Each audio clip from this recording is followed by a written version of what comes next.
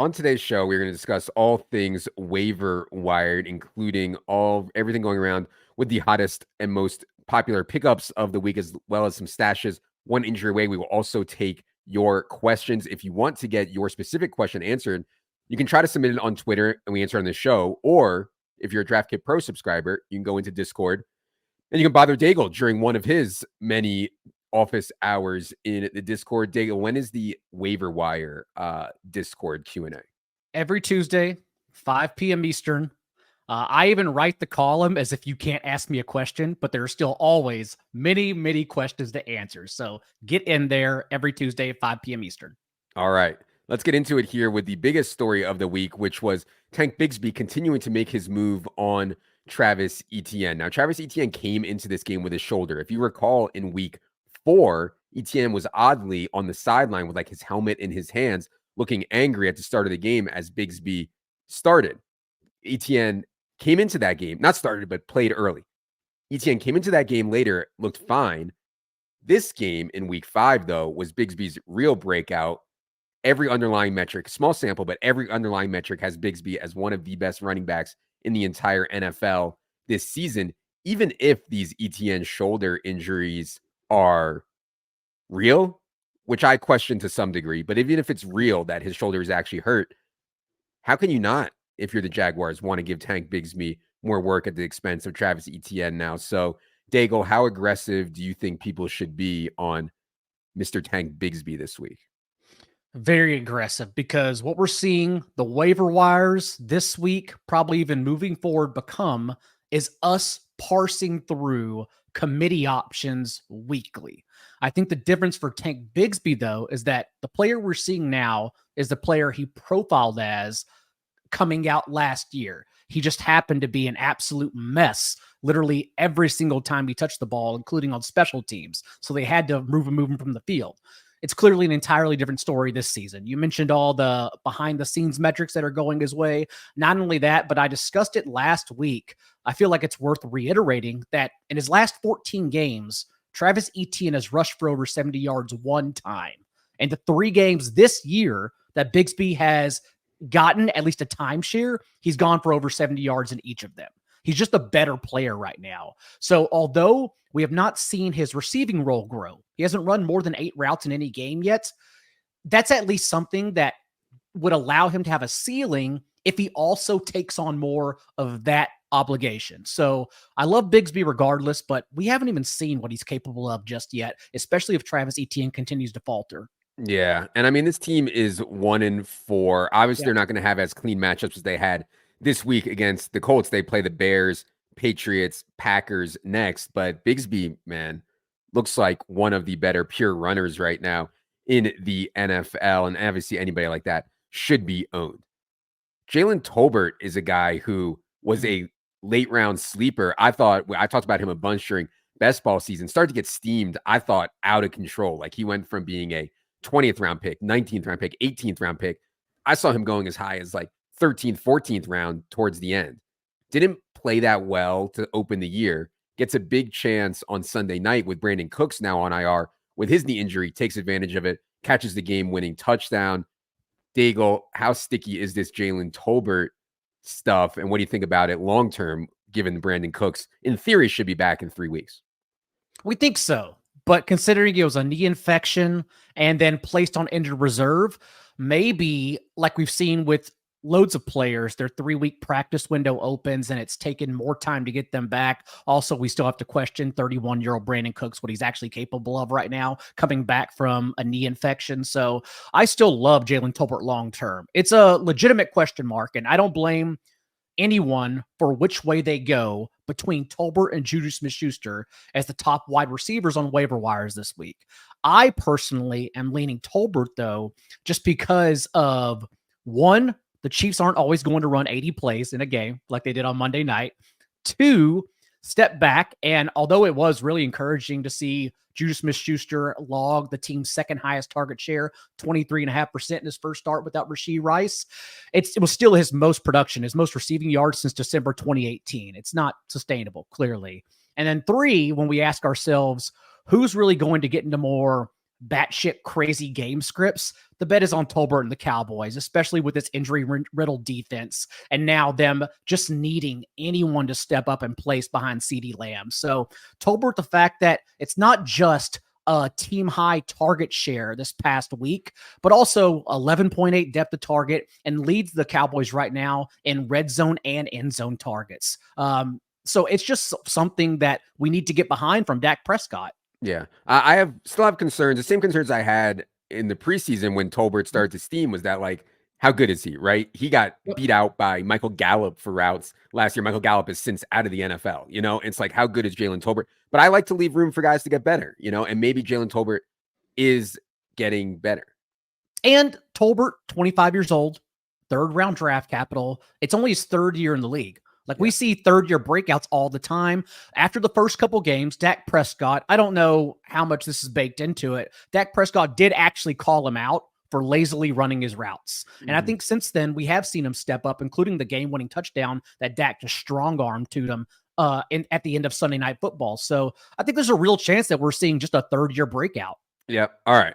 You mentioned Juju Smith-Schuster there. I probably agree with you, Tolbert over Schuster. Do you think it's close? I think, people are going to say how much is too much. We got a question from Frankie P. How much fab is too much fab for Juju? I also got people sending me messages. Who would you rather have rest of season, Juju Smith-Schuster or Xavier Worthy? And I think that's a conversation we probably should have also. So Daigle, what do you think about Juju's look going forward? I know you already talked about it a little bit, but what do you think about him versus Worthy and how sustainable the Juju stuff is? Having done this for a while, it's always emphasize, just polarize anytime a massive performance or letdown happens on national television. So when this game was going on last night, I knew it was all just going to be hyperbole around Juju Smith-Schuster. Again, we know his career. We're betting on what we've seen throughout that career. And so to come up and now suddenly be a top 24 wide receiver without Rashee Rice, I'm still doubting that. Someone to get excited about. Again, to produce from the slot, I thought that was great. Xavier Worthy, even still worried about the target share long term. He scored his touchdown on one of the Chiefs' fun-loving carries and goal line plays. It was a handoff from Travis Kelce, actually, from shotgun. So I am still high on Juju Smith-Schuster, but again, in the coin toss between him and Tolbert, I still want to bet on Tolbert. What about Juju versus Worthy?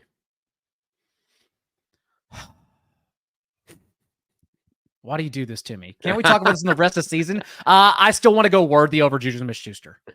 I want to pretend as if Worthy's target share will increase as he gets more comfortable as a rookie. Yeah, and I mean, Juju had plenty of chances in Kansas City during the first go-round and was not very productive. Right. Was borderline out of the league. I mean, literally borderline out of the league. And now to say that he's going to come back and be a really good player for them all season, I'm skeptical on it as well. But yeah, I mean, for now, we have fab guidance of 20 to 40% there, does Daigle. I think that sounds about right on Juju. And again, you know your league better than me. Like last week, I know there were some people that said for 50 to 70% of Dontavian Wicks, who, by the way, we are not dropping. You are still feeling very good if you have Dontavian Wicks. They bid, the next closest bid was $37. Again, you know your league better than me. I'm just suggesting what you should do. And I do think it's going to take a lot more to get Juju Smith-Schuster just because everyone was watching the only game that was happening that night. Yep. Okay. Let's get to a couple running backs here that I think are interesting. So I assume Tyrone Tracy got picked up by any sharp league, right? Once Devin Singletary was ruled out, Tyrone Tracy should have been a sprint to the waiver wire and pick up. You don't leave starting running backs on the waiver wire, even if they play for the Giants. However, I get it because Devin Singletary's injury doesn't sound overly serious. He sounded like he actually had a chance to play in that game. They scratched him late. And then also, it's the Giants. How much value is there? Now, what we saw is Tracy be very efficient running the football, way more efficient than I thought it would be. And the Giants offense played well, even without Neighbors, even without Singletary, which surprised me a little bit too. So Daigle, if Tracy is still out there, and by the way, it looks like it was only 23% rostered on Yahoo right now, which is insane. But if Tyrone Tracy is still out there, how aggressive on him?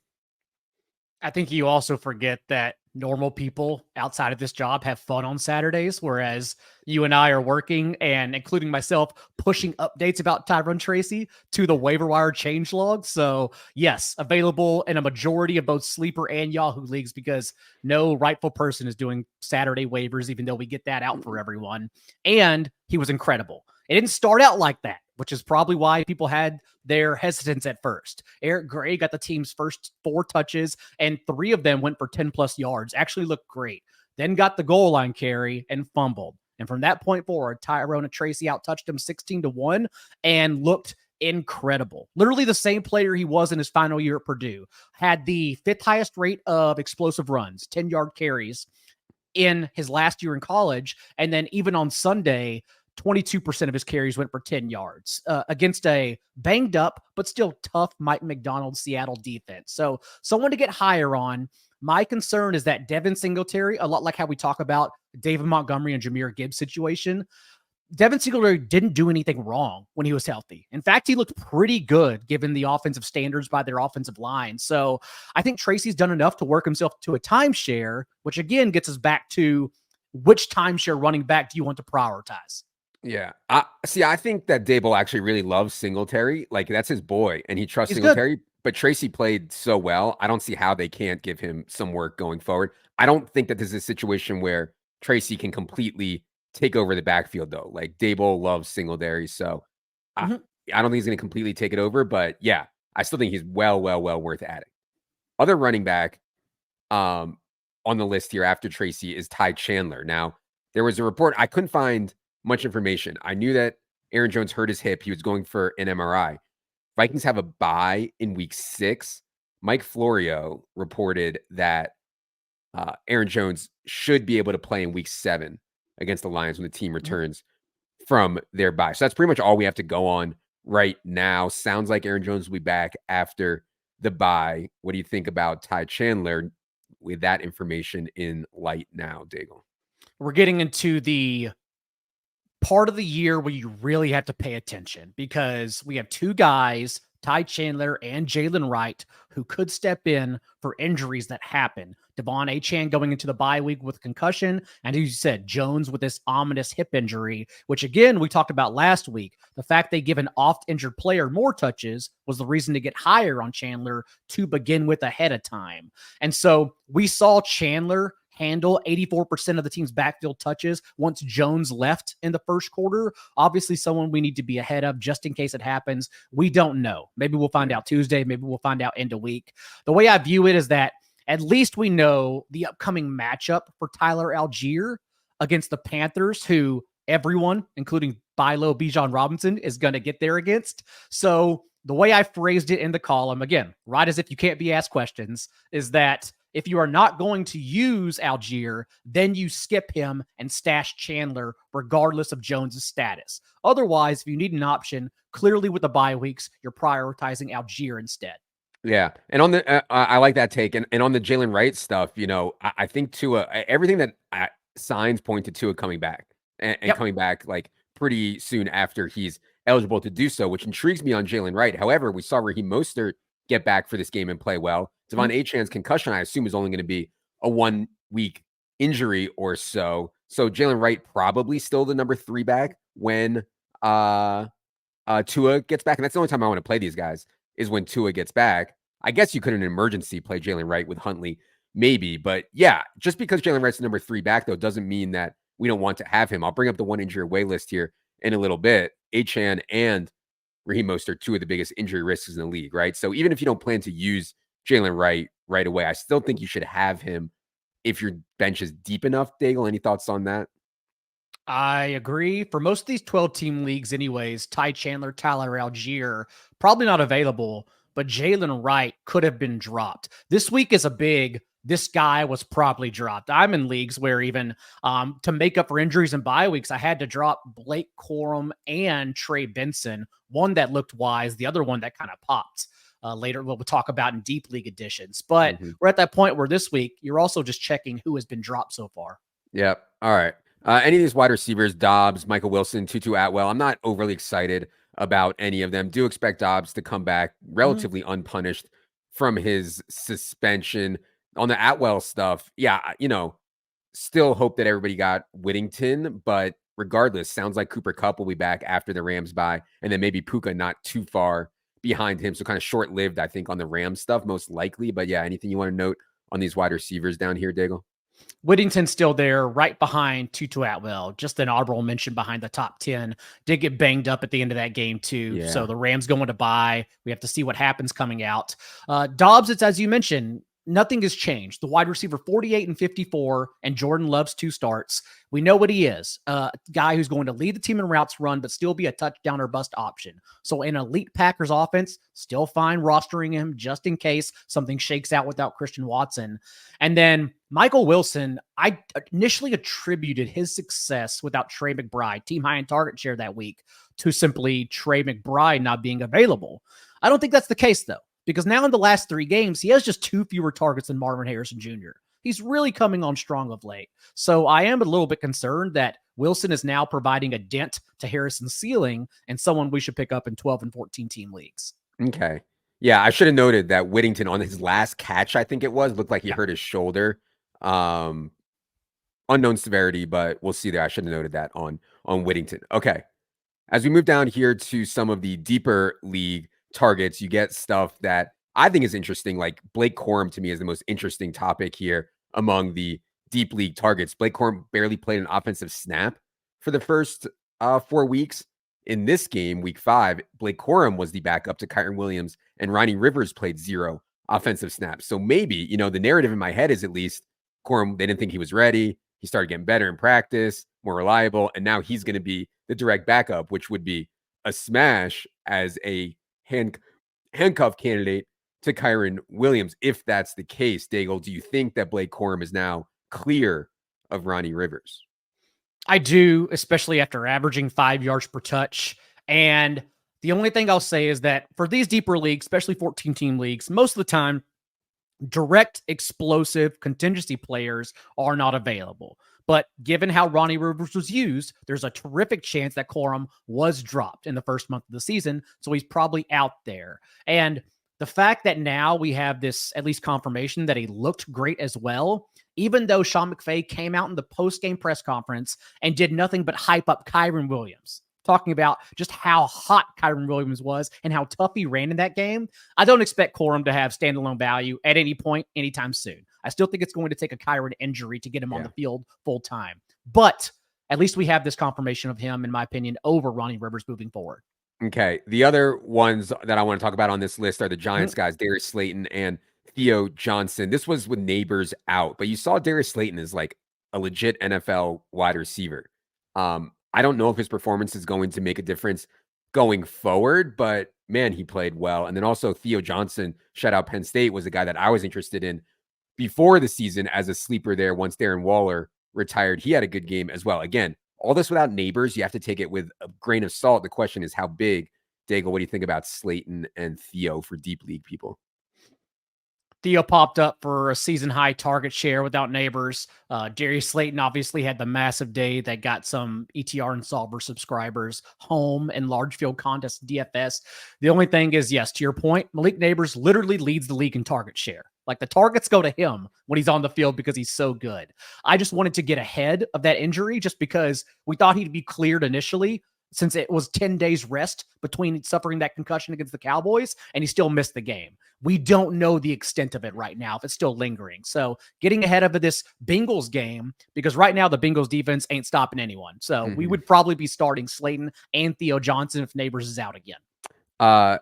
Last one on this list to mention is Kendre Miller. Now, they downgraded him to doubtful, I guess. Like, I don't know if he re-injured it or whatever. I thought maybe we'd see him last night in that game. We didn't, but yeah, I mean, this Saints offense after the first 2 weeks, like, I'm at fault. I said maybe they'd be like a little bit better than league average offense. They could be like bad, and like they might actually need Kendre Miller to give them something. Loading up the elder Alvin Kamara for all these touches is not going to work. So I still like Kendre Miller as a stash. I like that we have him on the list there. And then I also want to talk, Daigle, about the Patriots stuff. Schefter tweeted that thing and Mike Reese tweeted that thing. Makes me think that Drake May is going to be starting soon, like real soon. So if you're in any kind of league where you need quarterback help, you're desperate. Drake May is certainly in the mix there. Daigle, any thoughts on Patriots stuff or Kendra Miller? Kendra Miller, one of those guys also, we're just getting ahead of. The way I typically play fantasy football, and I usually write the column like this, is that I don't mind missing out like on the wide receiver 30 who, or the wide receiver 40 who then became the wide receiver 30. Those are not the misses I care about. I want to make sure I get, like last week, Kareem Hunt over Trey Sermon, the big wins right.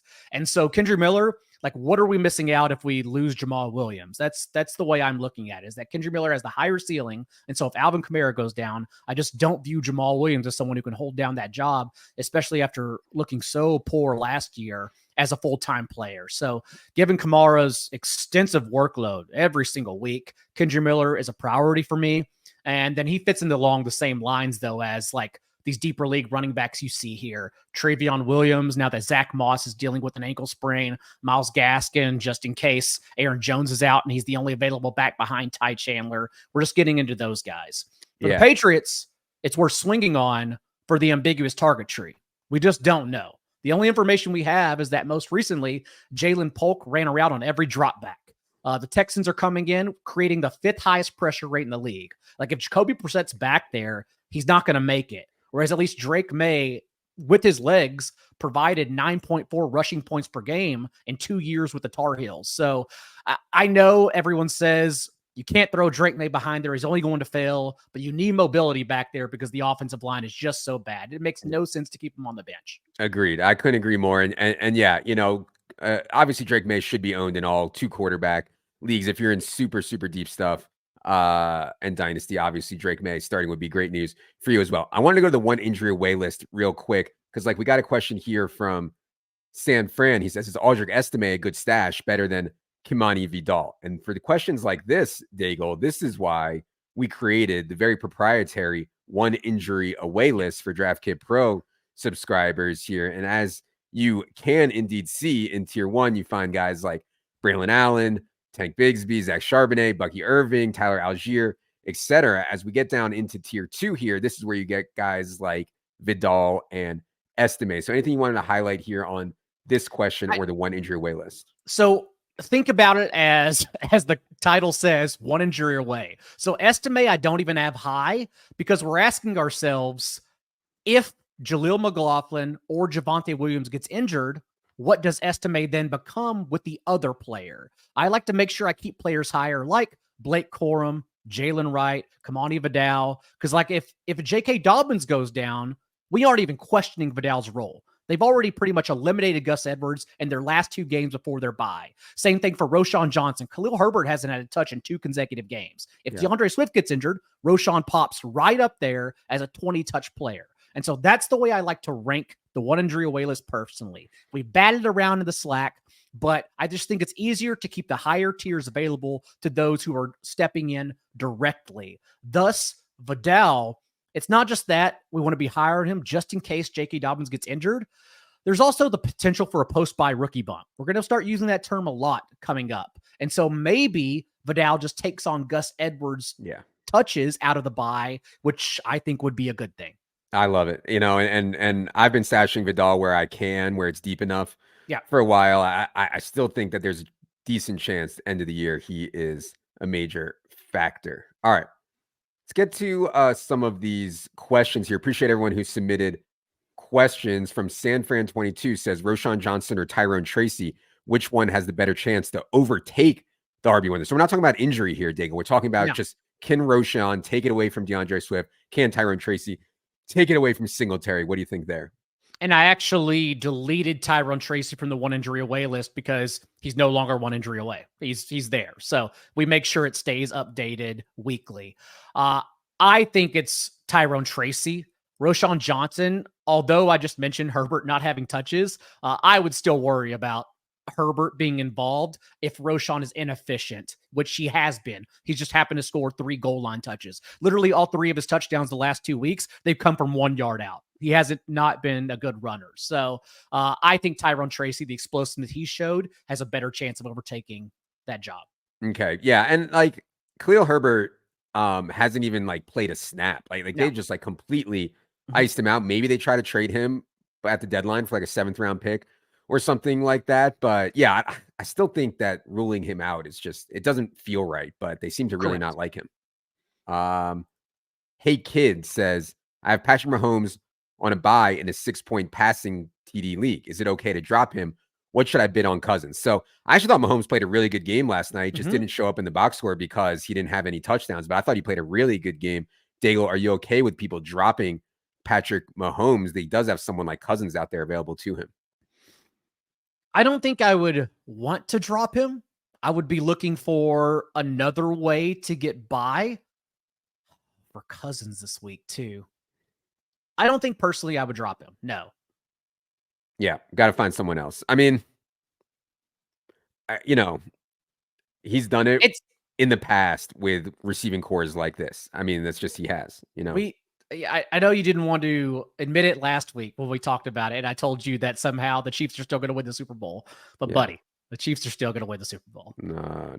I took and Mahomes was like heavy favorite for MVP, which, I'm sure today he's even a heavier favorite, but I took the Stroud 13-1 that Ryan talked about in the article MVP just in the hopes that the Chiefs collapse and the Texans get the number 1 seed on the back of Stroud. So I like that still.